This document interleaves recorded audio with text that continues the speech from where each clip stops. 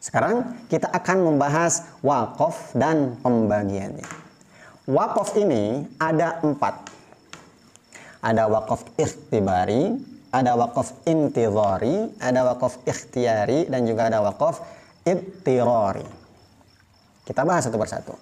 Yang pertama, wakaf ikhtibari. Ikhtibari artinya percobaan secara bahasa. Maksud dari wakaf ikhtibari adalah berhenti pada ayat yang belum sempurna yang dilakukan oleh seorang guru dalam proses menguji muridnya. Wakaf ini hukumnya boleh. Untuk apa tadi?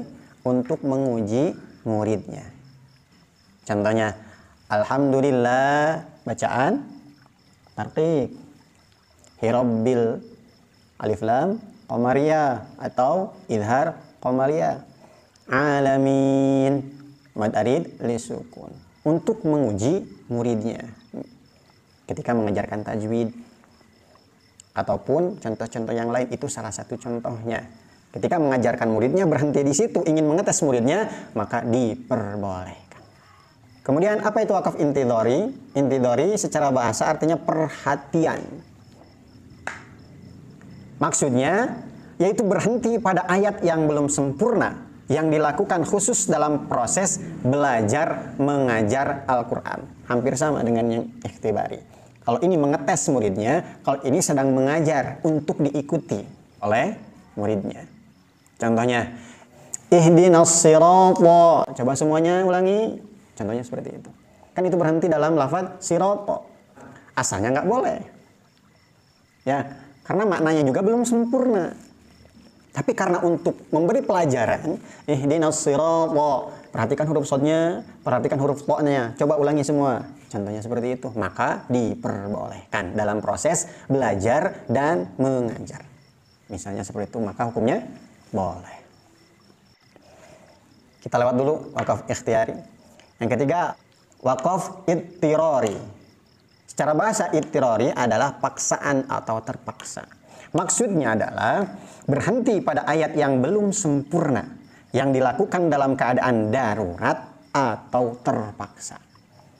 Darurat atau terpaksa contohnya karena bersin, karena batuk, karena ada yang mengucapkan salam kita menjawab salam.